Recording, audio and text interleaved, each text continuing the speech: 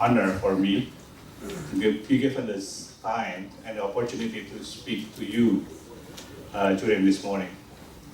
Last night, I was sitting beside Tony, and we were talking a bit about drivers of deforestation, and he put a note and asking me a question, whether the smallholders, are they a driver or are they passengers of deforestation?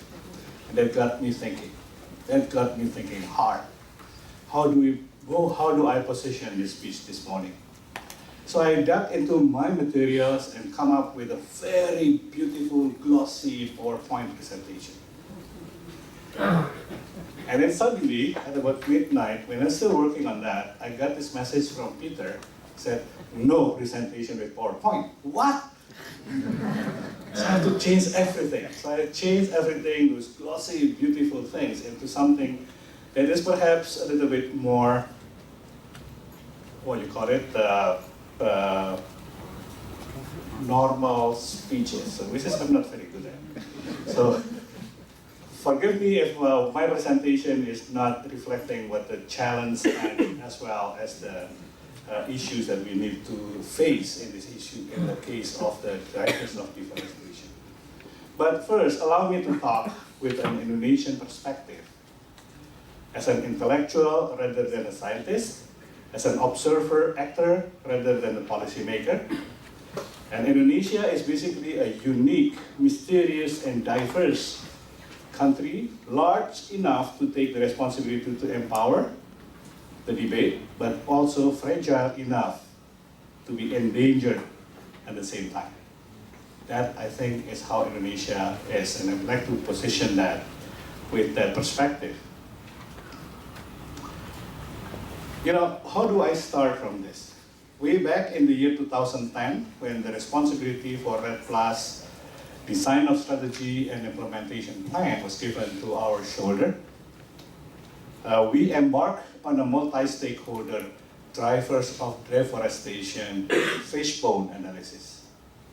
And that fishbone analysis that we did in Indonesia brought us a very compelling message that at the core of that fishbone, you have the deforestation that is caused by planned conversion and by unplanned conversion. The planned conversion and the unplanned conversion was actually taking the stream from several issues. Number one is in terms of the development paradigm of the country.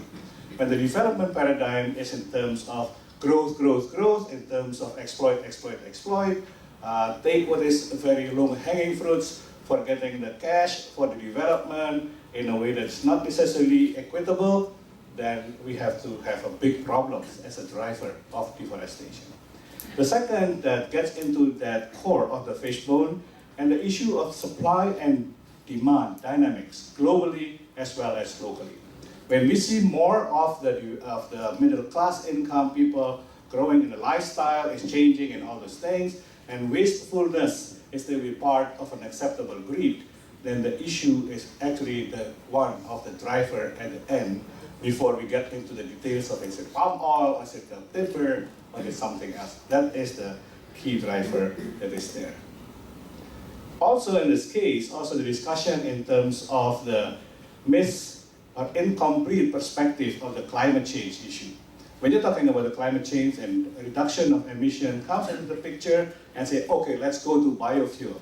And the biofuel discussion says, okay, we want to use palm oil and to replace the fossil fuel. And that gets into a very heated discussion whether it is the right way or is it not the right way. So those kind of discussion is in terms of the supply and demand dynamics, not only on the real things, but also on the debate. Weak spatial planning. The spatial plan of Indonesia is very weak. And because of that, we need to address that as another driver. The tenurial matters. Drivers of deforestation. The deforestation can actually happen, ladies and gentlemen, because of the conflict, because of the people that live in the forest is not given their rights. Because of that, they say, well, I still have to have my livelihood, and then you have this vicious circle of revenge between the power of economics as well as the power of the rights of the people. Now that is the tenurial method. Weak institution. Our institution is quite weak. When we are trying to protect the forest and prevent deforestation, we don't have the institution to do that. We need to build that institution stronger. Weak governance is also there. We will see a lot of the cases of the deforestation in a country like Indonesia, whereby the reason for that is law enforcement is not, where the regulation is not being observed. Those kind of things, weak governance, non-transparency is also one of them. Now, how do we cope with that kind of drivers of deforestation? Some country may take the option of doing a policy as well as a command and control approach. Create a federal or a central police and try to do that and stifle the deforestation on the ground. But if not addressing the social issues there, there are still a lot that has to be done in terms of making that sustainable. So that is the command and control approach, or the third approach is the participative and collaborative restraint and reform. We need to restrain and we need to reform. Those are the approach that needs to be seen as an opportunity and a possibility to take. So what have been done in Indonesia in addressing those drivers of deforestation by way of trying to fend off the issues that has been mentioned as in the case of the drivers? First, we need to have a very real and trustable data and maps. Our data and maps was so crowded in the past, not because of the clouds, but also because of what we don't have by way of integrity of our data because of several reasons. That makes it very difficult to fend off deforestation. So instead of being a driver, perhaps this is an issue that if you don't have, the deforestation goes on. But if you have a very good map and you have a very good database that you can trust, then you have the tools to start fighting, combating deforestation as well. We established the REDD+ national strategy with 5 pillars, not only in creating the institution, but also reviewing the regulation, doing law enforcement right away, and start with doing this mapping as well as data gathering in a more highly integrated way. It's not done yet, it's not finished yet. Our map is in the progress of doing that. The integrity of our data is still being challenged every day, and we are trying to improve that day by day. So because of that, our data will still need to be seen in that perspective. We did a campaign on tenurial rights. Basically what we are trying to do is we want to have the customary community to support, because we need to have the working together from the bottom and from the top. If we don't do that, then it is going to be very difficult because we have not listened to the real voice. Establish the transparency with public participation using the citizen journalism and other initiatives on the ground. All right, we have this mechanism where people can report through the mobile phone with a coordinate and see the picture of that. And that reflects in one of our map initiatives whereby the people from the ground reported what has been in the map coming from the Ministry of Forestry and the federal government as being not included, and they say, why isn't it not included? This is primary forest. We check on the ground, the information is right, and we put it back into our moratorium map.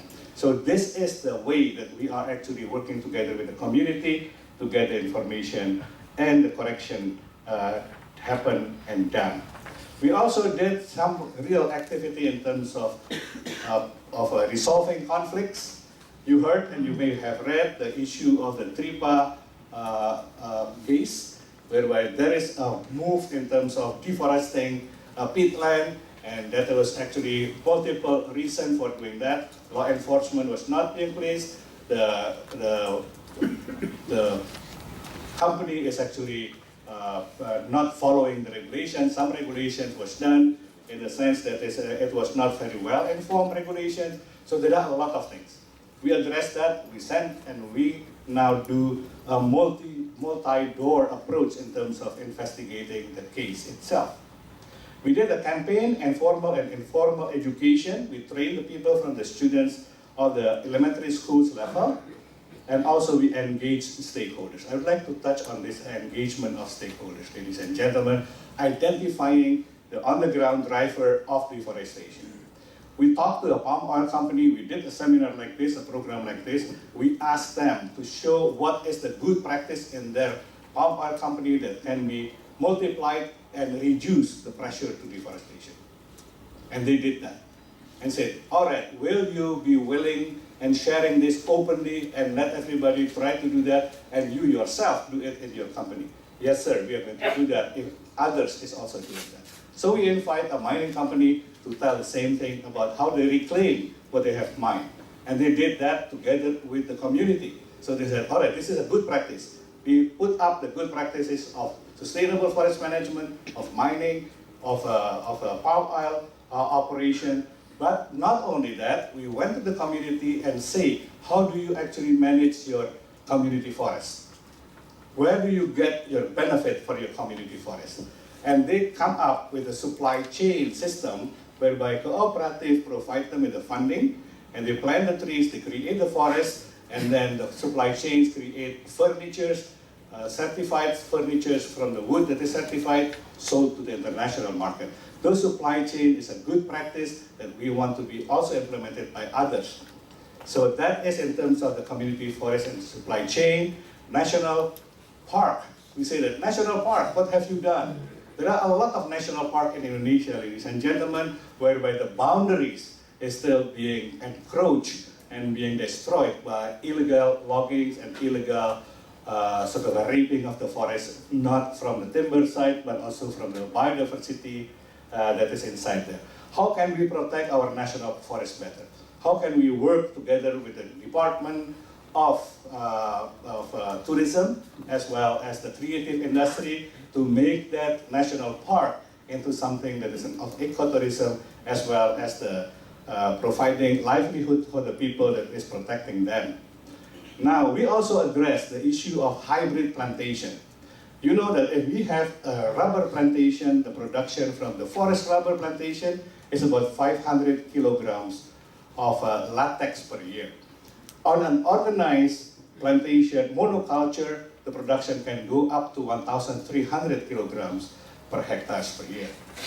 Now, but the problem with the monoculture is that you lost the biodiversity and you lost the resilience when that commodity is down. So we are trying and we work together with the corporations and the company and the community that is working on that to get into the middle. So you're talking about an agroforestry approach whereby the result of the forest is not only in terms of the rubber, but also of durians and other things. I know that many of you love durian and many of you hate durian. But anyway, that's a commodity that is very well received in the market locally. The other thing that we're doing is establish the funding instrument as such that the flow of fund will not be stifled by those regulations that is limiting, which is normally your government budget, but through another means that is going to be effective on that. The other thing is the enabling mechanism for MRV. You know, the MRV is very difficult thing. So because of that, we do remote sensing and ground truthing integrity check and involvement and creating that integrity in a higher level, then we hope that we'll get a more credible MRV. And then the Red Plus agency as the institution with cross-sectoral and multidisciplinary capability and authority. The draft of the presidential decree is now in the hand of the president for signing hopefully any time. And then by then we will be able to have the engine, the wheels, as well as the transmission, not only the drivers, not only the mechanics, not only the navigators, running and rolling properly. How to apply it globally? I believe that we need to continue bilateral and multilateral engagement and use COPs as the practice sharing market. I always love Forest Day. From South America to Africa, now to Middle East, this Forest Day is always the star. When I get to a COP, then we need to go to a Forest Day because this is the place where the real people connect. Okay, that is use this venue as a practice sharing market, establish the credential as a trustworthy reference. I don't believe that Indonesia right now is the most trustworthy reference that you can have. We want to make it the most trustworthy reference that you can use moving forward together with my friends, Brazil Setaso. Okay, engage bilaterally, South-South and value chain logic, and establish stronger holistic network of centers with teeth. C4 normally say, ICRA part of it, that they are centers without borders. I think we need to have centers with teeth as well to make this change happen. Finally, ladies and gentlemen, so very important, addressing drivers is a partial approach. Still need to address the whole interactive systems to achieve sustainable growth with equity. We need a more comprehensive approach in defining stakeholders' role and status. Not only like Sudan case changing because of political reasons, we need to see that as a holistic thing. It is our planet, it is the people, is growing, and the landscape is not changing that much, only to the worse, so we need to protect that together. So we need to more comprehensively approach in the definition of stakeholder role and status. Ladies and gentlemen, we submit the population growth, diversity, and the aspiration for equity is a certainty and an imperative. How we all address it versus the finite natural asset is the big challenge. I suggest that we start changing our mindset from natural resources to natural assets. After all, our challenge goes beyond carbon and more than just about forest and deforestation. It's about mankind, it's about the planet, and it's about the interaction that we want to have harmoniously with each other. Thank you very much. Thank you very much, Pak Heru, Mr. Kuntoro, ladies and gentlemen. I think Pak Heru has shown some of the complexity of the issue of drivers, even just talking about one single country. And in trying to look at things from a global perspective, the complexity becomes even larger. So I'm going to try to simplify this, and this is a presentation that you might call a 3D presentation. Now, it's not 3D images, it's not PowerPoint at all, there's nothing on the screen. I'm not going to ask you to wear those nice little red and green glasses, but I want to talk about 3 words, all of which begin with D. And the first is drivers, the second is different, and the third is dynamic. And the point I want to make is that the drivers are different, very, very different in different parts of the world.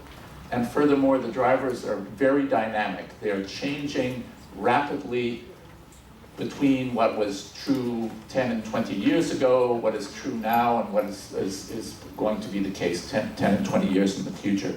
So let me talk about the differences first. It really is quite dramatic. Now there's another D word. How the drivers vary from one continent to the next. So if you look at South America, for example, Central and South America, the overwhelming role of cattle pasture, of beef production in particular, and the secondary but quite important in recent years role of the soybean industry those are clearly the 2 major drivers in that part of the world. You go to Southeast Asia, and those are very, very minor. They really are hardly important at all. And they, on the other hand, 2 other industries become very important. The palm oil industry, which has shown incredibly rapid growth, and of course is concentrated 90% or more in just 2 countries, Indonesia and Malaysia, and the timber industry. And you go to Africa, and you find there it is different in another way, so that small farmers are much more important as drivers of deforestation in Africa. Charcoal production from forests, particularly around urban areas, is a major driver in the African scene. So you have very different drivers depending on what continent you're on, and of course it varies between countries, and it varies in important ways even within countries. The second is that these are very dynamic. These are industries that are globalized, that are tied to the global economy, and they can change over quite short periods of time. And I think one of the ways of putting this is that everything you thought you knew in the 20th century is no longer true. That is, the major role of some of the drivers in the 20th century has really diminished quite a bit in the 21st. So that population growth, for example, has decreased all around the world, so that we have rural populations no longer growing in Indonesia, for example, since the 90s, in Brazil since the 70s. We have massive urbanization going on, people moving from the rural areas into the cities all around the world. We have the growth of globalized industries, so a global beef market, a global soybean market, a global palm oil market, and furthermore interacting with each other. So the beef market, for example, is one that is strongly tied to the market for feed grains, including corn, other grains, and soy. This means that you can have both rapid increases and rapid decreases in the importance of drivers. So let me give just two examples. The palm oil industry was very small in relative terms just 2 decades ago. It has shown incredibly fast growth in Southeast Asia, with growth rates in terms of area for many years in a row at rates of 10% or even more. So that what was formerly a relatively small part of deforestation has now become much more important. Conversely, you can have changes in the opposite direction, decreases. And we've seen this most dramatically with the soybean industry in Brazil, where since the beginning of the soybean moratorium in 2006, deforestation due to soy has dropped, according to a number of studies, from about 20% of the problem to less than 2%, probably less than 1% of the problem. And so the dynamism of the drivers of deforestation, I think, is a very, very important issue. And it means that, on the one hand, we have to be alert to emerging drivers, to new industries, to new causes of deforestation. But it also has a more hopeful side, and that is some of the very important drivers of deforestation today, in fact, can be transformed, can be directed into other kinds of lands that are not forested, and can, in fact, become a part of a sustainable growth and development program for tropical countries. And that, I think, in the long term is very, very hopeful. Thank you very much.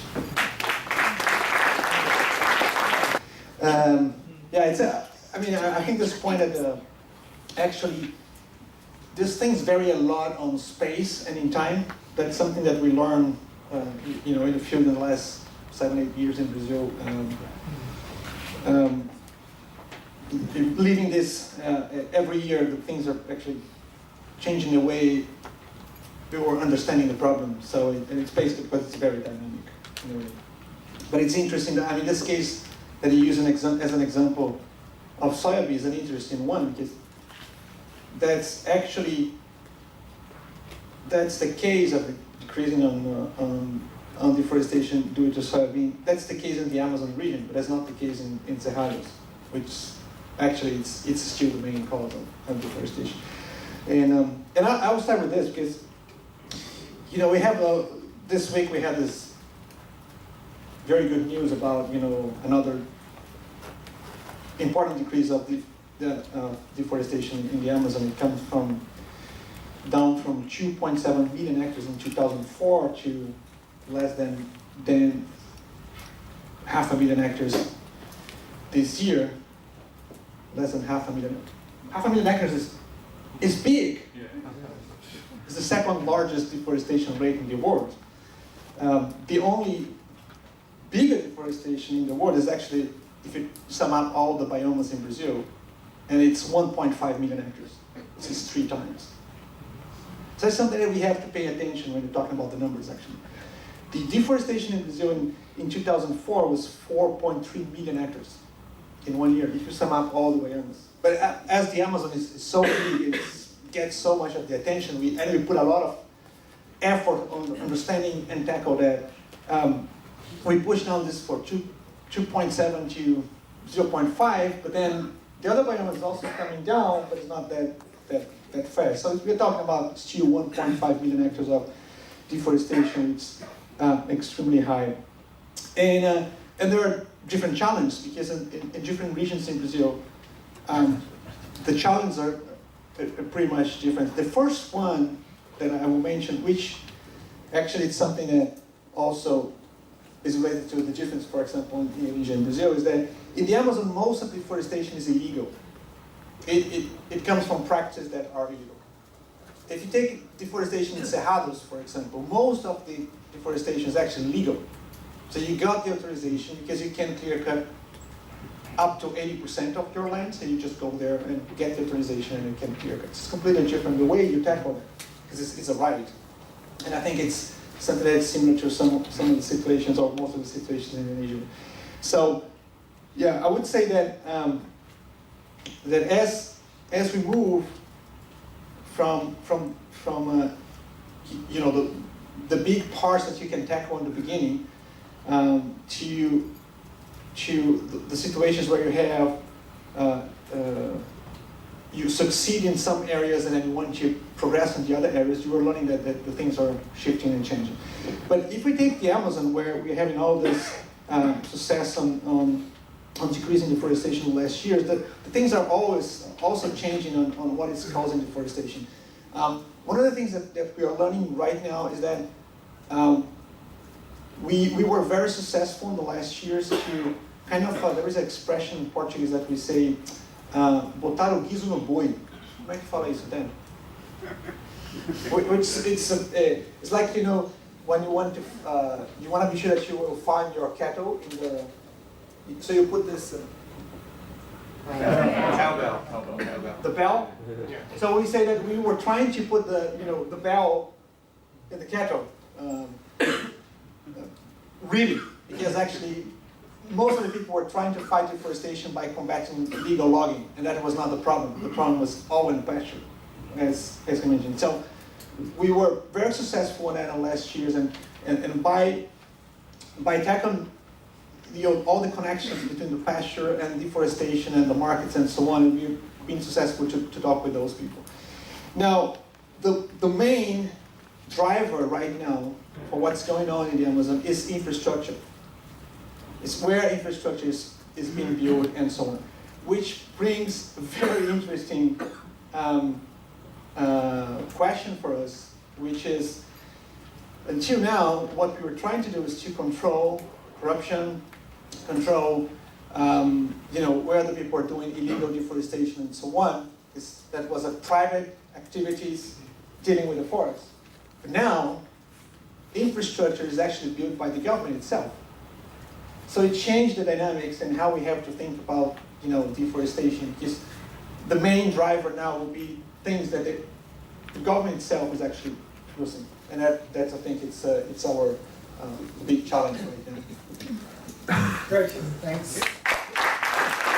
5 minutes, 5 Ds. Drivers, deforestation, degradation, definition, and durian. Why are we interested in drivers? Well, as Tony said, we think ourselves as passengers in the bus, and we think the driver is the one who presses the lever, the accelerator or the brake. Do we want the driver to press the brake and stay where we are and go nowhere at all? No, I hope. Countries want to develop, another D. But the question really is, why are we so focused on drivers? Well, we thought deforestation is the symptom and we need to know what's behind it. But as we heard, what was behind it before might not be what's behind it in future. So I think beyond drivers, we really are interested in the levers and what can be done to make sure that the bus goes to a better place. And we need to know the direction of the bus rather than the speed. Yeah? And I think that's not an important part. Definition. I think you were all a bit visually deprived at this point in Forest Day. But if you take a look at the cover of Forest Day cover, is there any forest on the cover of Forest Day? There's a lot of trees there. Yeah? And depending on what forest definition you want to use, you can say there is 50% forest on this picture or 0% forest on this picture. You can count the durian trees, I thought 1 or 2 maybe.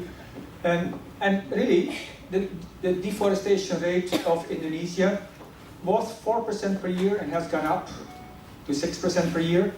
Oh, no, the deforestation rate of Indonesia was only 0.5% per year, and now it is negative. It is minus 0.5%. We are in positive 3.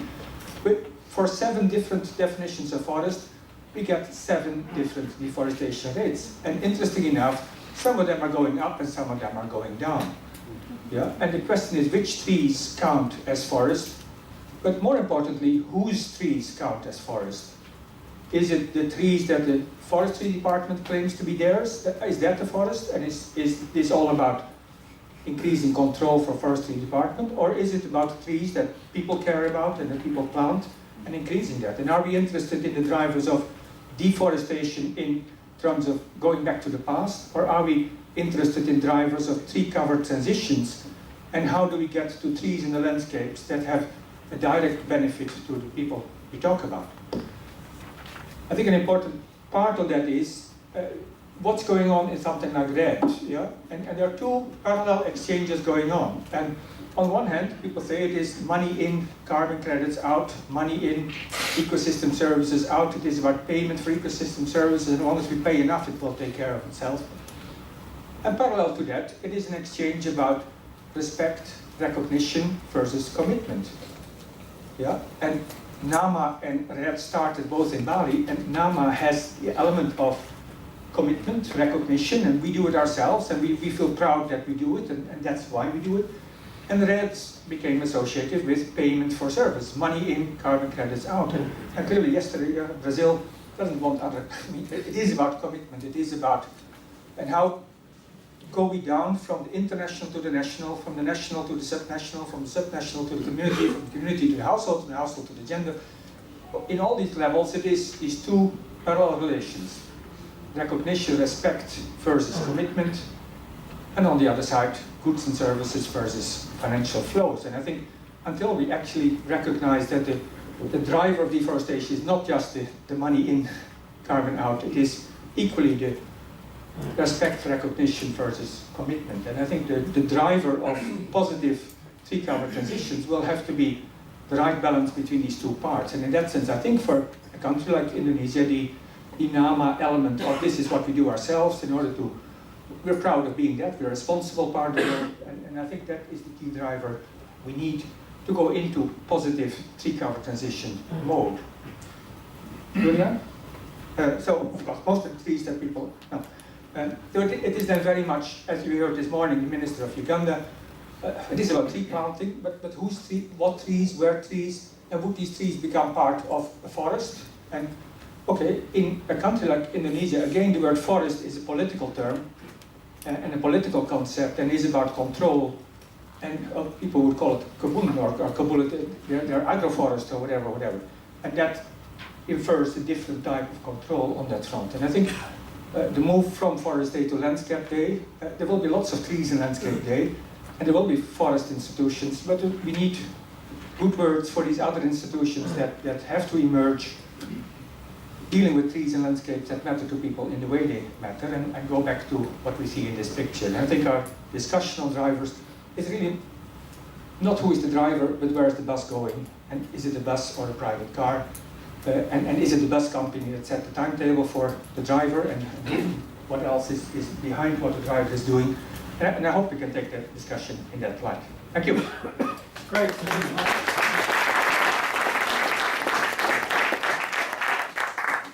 As we said at the beginning, although the panel's talking about the drivers, you are not just the passengers, and we want you to be engaged. So the task we're going to set you in a moment is just to cluster around 2 or 3 of you each, and come up with the most powerful point you think there is in relation to drivers of deforestation. Because in relation to the drivers of deforestation, what you may want to look about is to think, and it corresponds to the title of a report in the UK about commitments and climate change, and it applies to deforestation as well. And the title of the report was called, I Will If You Will. And the relationship between Norway and Indonesia, the relationship between central Brazilian government and the Cerrado dwellers or the Amazonian tribes, is the same kind of philosophy, I will if you will.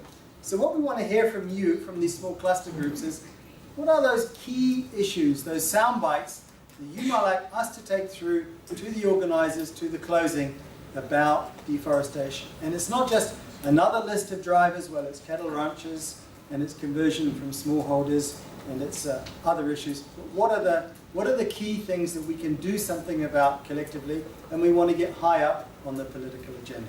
So that is your task in the next 5 minutes, just to cluster around and have a bit of a buzz about this topic. Go to it.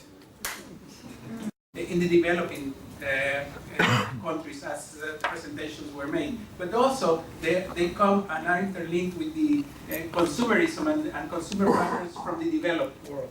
And we think that there are two sides of the coin. We cannot only blame smallholder farmers, poverty issues, population growth, or urbanization, or shifting cultivation.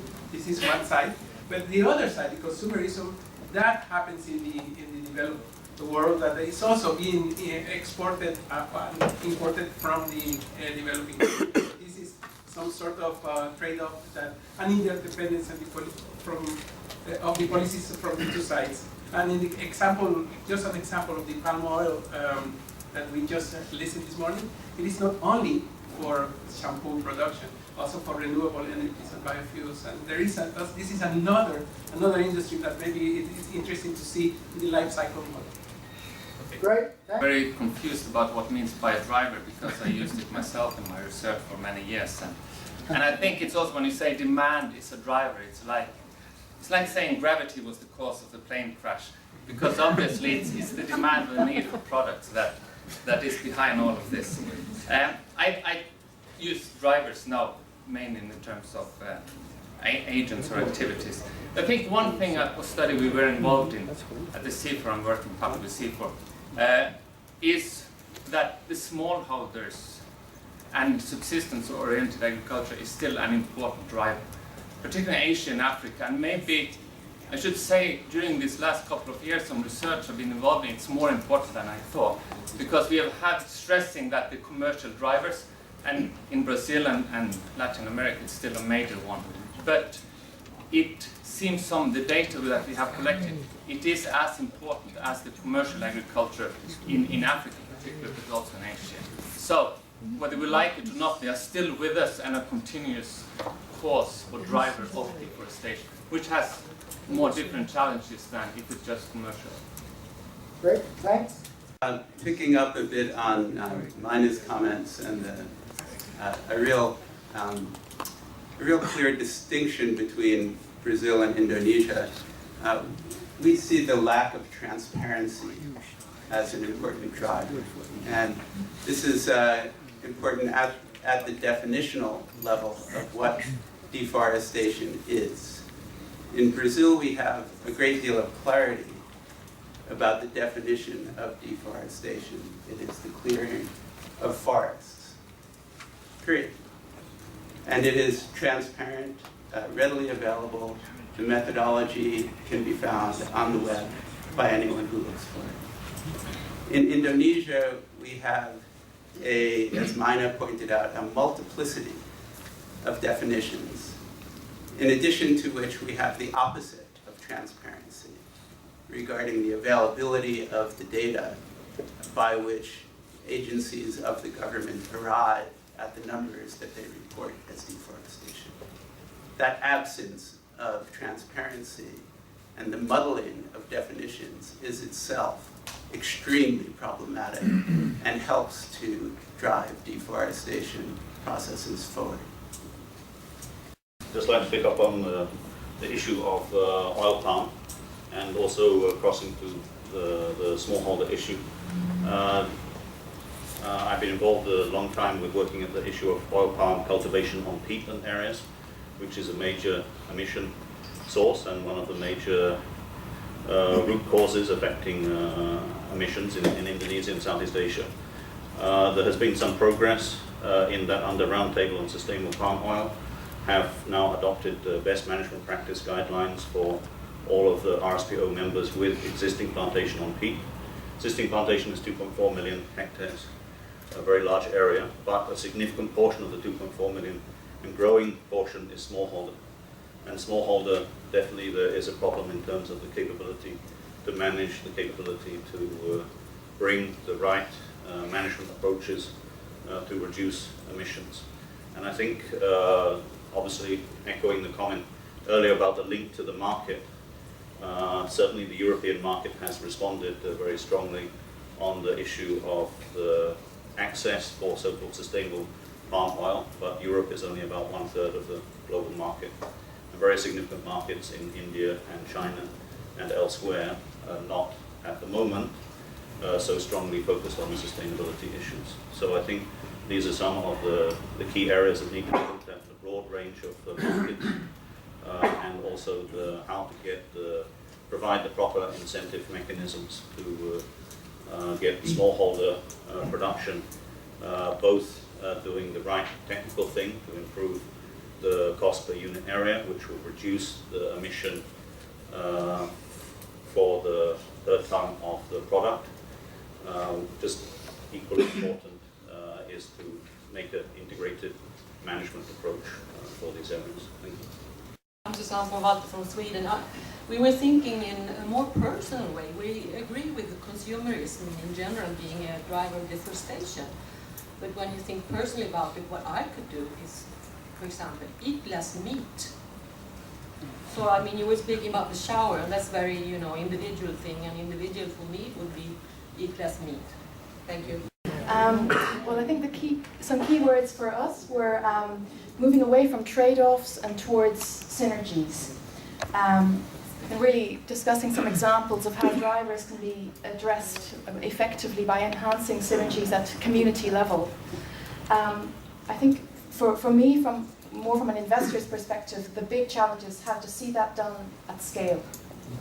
I just want to add one perspective, which is that the identification of drivers by the participatory process is very important, because sometimes what community perceives as a driver and government perceives as a driver is different. So we've been conducting in the workshop style drivers of agents identification process, just passing on the map and gathering all the governments and then the community leaders, and then try to point out what they really think as agents of drivers and agree on the final conclusion. So participation is another key.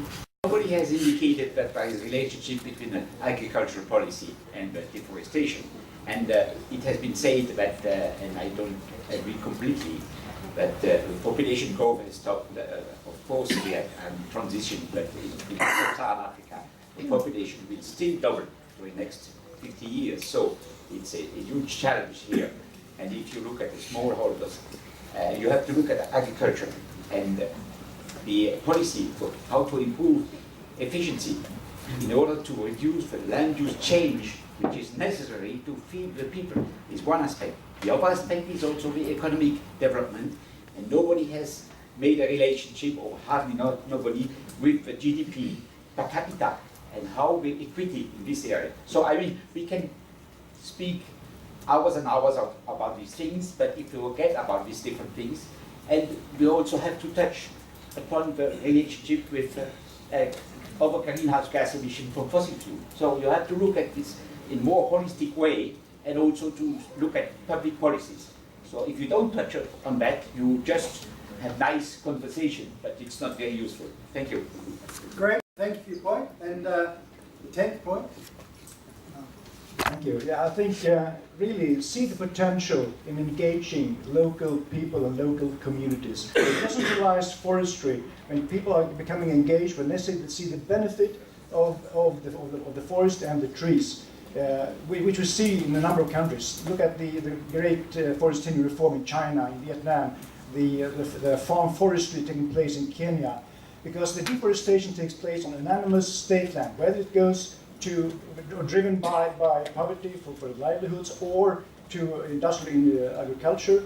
It's on state forest land. It's not where people feel that they care when they do this sustainable forest management, because they have the control, they have a land tenure system worth its name, and when they're getting organized to protect their rights and the values. Thank you. So let me start with something that's a bit controversial perhaps. Not all deforestation is bad. We've heard about deforestation for infrastructure. We've heard about the needs of local people as well for livelihoods. We've heard about the need for food security.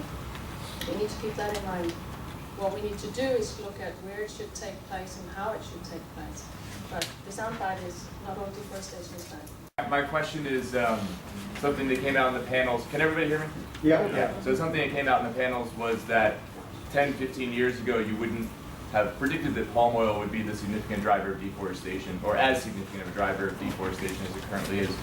So my question for the panel is, in 2020 and 2025, when we're having these conversations, what are the drivers that we will be talking about that that in retrospect will have surprised us? Does anybody have ideas about the drivers 10 years from now or 15 years from now? What's your best guess for your region of expertise? Drivers that aren't currently on our radar, but that we should be thinking about in the future. I think it's absolutely feasible that at least in Brazil, we got to a point that in 2020 or so, we get deforestation as something really, really marginal. And for specific reasons that you need, etc. I really think that we can do it. And as the day passed, we're realizing that the benefits of deforestation are completely disconnected to the economy, for example. And I like this discussion about the GDP because in the last decade, it's one of the decades that Brazil grew more. And then the years that we have the largest growth in the economy were the years that we have the deepest decrease on deforestation. So maybe in one day we will realize that was the opposite. That actually, if you tackle deforestation, if you have better governance and so on, actually you can have better development and not the opposite. So it's kind of a, I hope we will not have this conversation. Yeah. I totally agree with Tasso on this. I think we're going to be having a very different conversation in 10 or 15 years.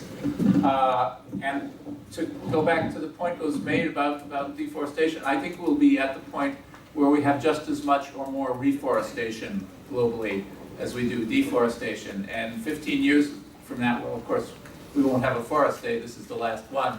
But whatever room we're in and whatever it's called, we'll be talking about the drivers of reforestation. I think even the perception that palm oil is the dominant driver of deforestation in Indonesia is up for some challenge. I mean, the total area at the moment is 8.5 million hectares. Indonesia is 200 million hectares, so less than 5% of Indonesia is oil palm right now. If we've only lost 5% of the country, what are we talking about? Is that a big deal or not? Yeah? A far bigger driver of deforestation in Indonesia right now is the forest industry. I'm very sorry, but 30% of the country, the production forest, is all slated to become plantation-based production forest for the pulp and paper industry and others. Is that deforestation? No, not by the definition used by the forestry department and others. Is it deforestation? Yes, from anyone who cares about biodiversity in other parts. So if we don't want to be clear what forest we mean, sorry, we can keep talking forever about deforestation and driving. If we don't want to separate these different grades of forest that we go through, I really hope indeed we should talk about tree cover transition. Thank you. I think that was a very interesting question in terms of 15, 20 years from now. I think the problem with the deforestation in Indonesia has been moving very fast and a very slippery slope. In the sense that we want to make it return to something like what Tasso mentioned, it will take a real, very serious effort because otherwise you may slip. It's a J-turn kind of things. All right. In terms of what has been done in the past, people say that we have 32 million hectares of a degraded land. And that is actually a very good enough for doing the reforestation for development and other things. So instead of what Pak Mena said, that cut more forests to do that pulp and paper kind of plantation, do it on the degraded land. So, but the problem is that we need from the beginning now in the next 5 years to get into the real map and the real data, because otherwise debate is going to be continuous. And so if we can get this real data and real map on the plate, and policy can be made, and perhaps 15 years from now, discussion will be very different. What we're going to do is ask our panelists to respond to those questions and also to leave us with their final thought, their parting thought. I came here and I thought I'm going to have a very tough day. And I come out understanding that it's a tougher than tough. Thank you for that.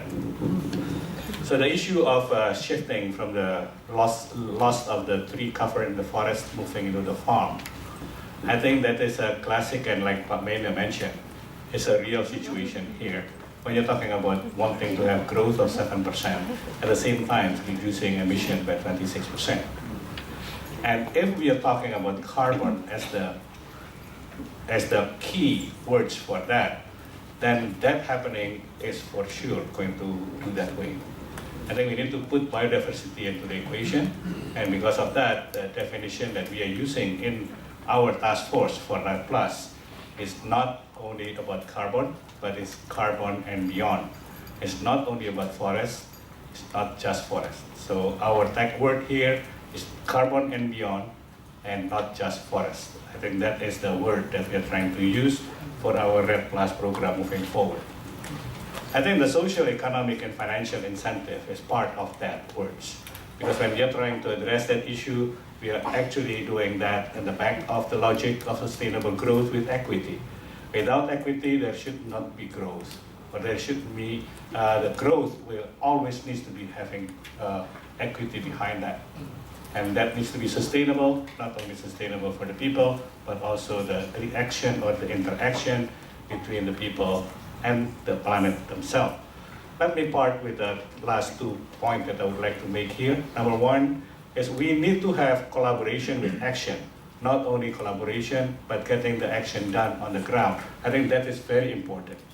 We need the collaboration of all the best brain and the best intent in the world to protect our forests, to protect our planet, and that needs to be followed by action by the government and by the community that is empowered, that is being given the capability to do that. And the second point that I would like to have, and my last point, is that we need to do a focused but also peripheral vision. We're talking about forest. Long time ago, we talked about forest and defined that as mineral soil. And suddenly after that, we realized that peatland has more to offer in terms of saving the planet. Now we are busy with the mineral soil and peatland and perhaps the wetland, but next come to the picture is mangroves. So how do we address mangroves? Mangroves is hot, but we have not touched that much.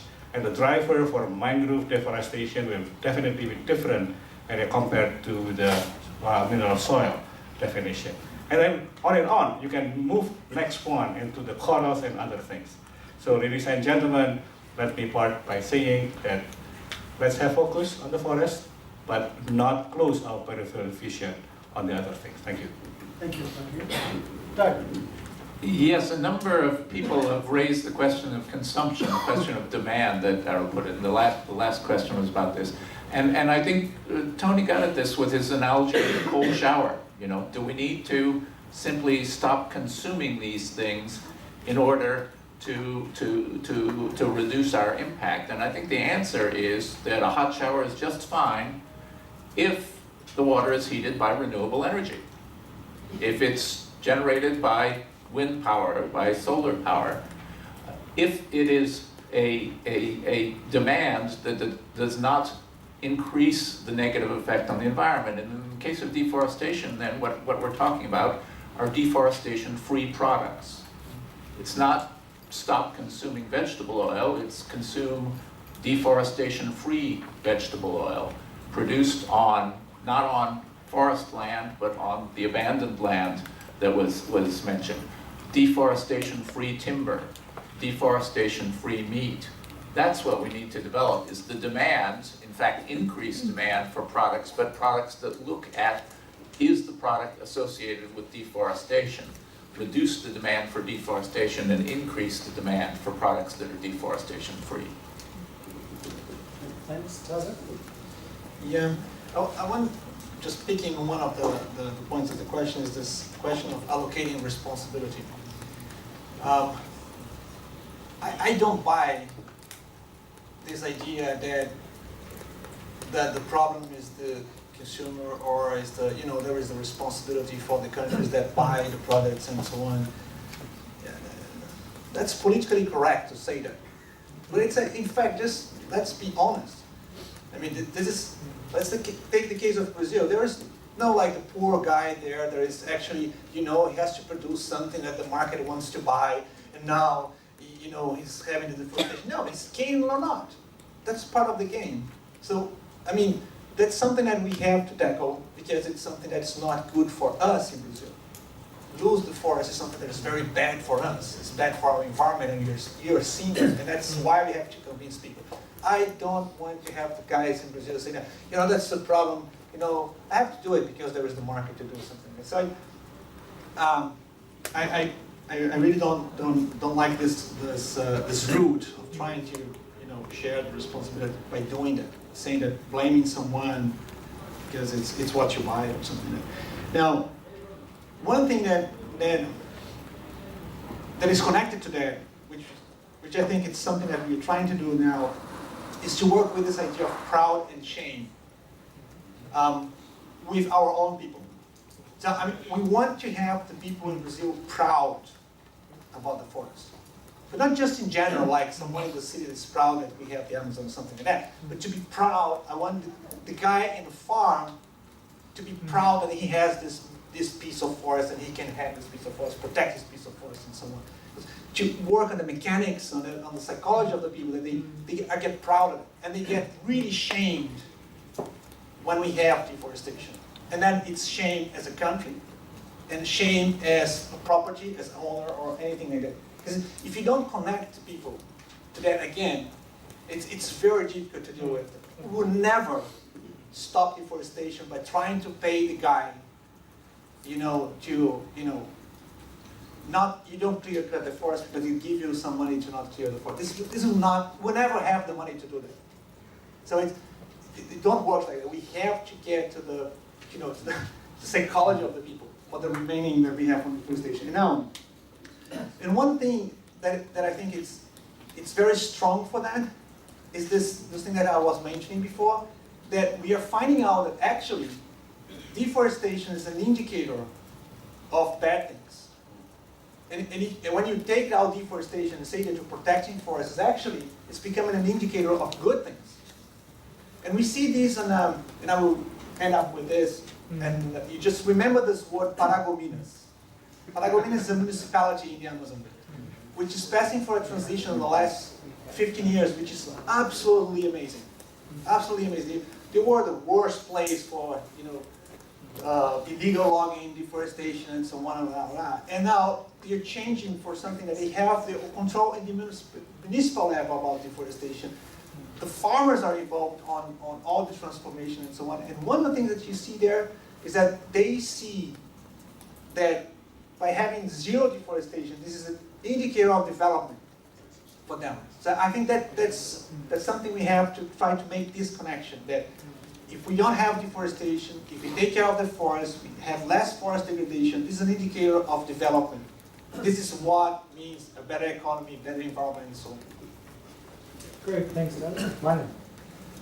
Yeah, so I think we're shifting our debate from the drivers of deforestation towards the drivers of degradation, towards the drivers of the plus side of REDD+, towards the drivers of the trees that are not even in REDD+, because they are not forest, and people don't want to call them forest, but they are in the landscape nevertheless. So we are moving from the negative, stopping the negatives, and we are interested in the driver because we think the driver can put the brake, towards the driver we actually want to accelerate.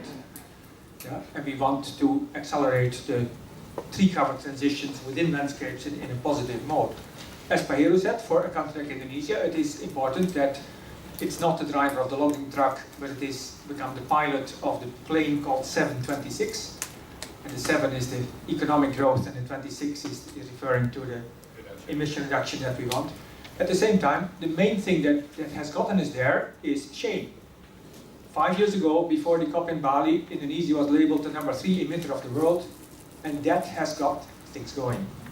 Yeah? And shame leads to a lot of denial, and after that positive things emerge. And within that, I think we've seen the big conceptual breakthrough is that what still used to be called payment for ecosystem services, what actually works on the ground is co-investment in stewardship, and I can go on for a long time and show you the details on that. But we frame that as an economic paradigm about money in, ecosystem services out, and what has actually been found to be working on the ground is respect, recognition, tenurial things in, commitment out, yes, supported by money and supported by other things. But as long as we see that as an economic dominant economic paradigm, we won't move, and we need to blend in the shame and the pride and the own commitment in order to actually get to the drivers of the red plus. Thank you. Great, thanks very much to our panel. A couple of closing thoughts. The red and red plus debates have been framed around having a life insurance policy for the forests. And many developing countries are saying, well, we don't even have life insurance policy for our people. How can we think about it for the forests? We've seen in countries, and Paragamina is an example of development, that countries with more than $4,600 per capita GDP have slowed their deforestation rates, all of them, without doubt. So there's a link between valuing forest and deforestation and development. Oil palm, yes, very interesting. How much oil palm would we need to satisfy or replace 80 million barrels of oil we use every day? Rough idea? Anyone in the room? How much oil palm plantation would we need per year to satisfy 80 million barrels of oil a day? Size of Europe. Size of Europe. In hectares? Okay, you would need 560 million hectares. Almost 3 times the size of Indonesia. So if we found 3 Indonesias and converted them all to hybrid oil palm production, that would satisfy our demand for fossil fuels. So with the deforestation issue, is it in terms of development 2 steps forward and 1 step back? Or are there cases, as Maidane argued, of maybe 1 step forward and 2 steps back? And that link between development and deforestation and how we frame the issues is going to be very important. Not only for Forest Day 6, but as we move forward and for the negotiations, and I'm sure Tony will brief us later today about how we tie those up. But who pays and who benefits? Why should Bhutan keep 75% forest cover? Why should Guyana keep 70%? Why should Malaysia retain 60%? Is it for themselves, their own national development? Why should South Sudan, which now has 60% forest cover, retain all of that? How much forest does Indonesia need? 45%? 40? 35?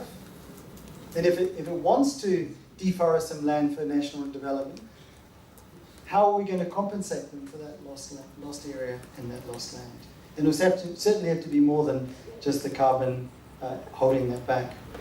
So I'd like to give you, first of all, ask you to show your appreciation to our panelists and then to show your appreciation to yourselves for the conversations you've shared with us today. Thanks very much.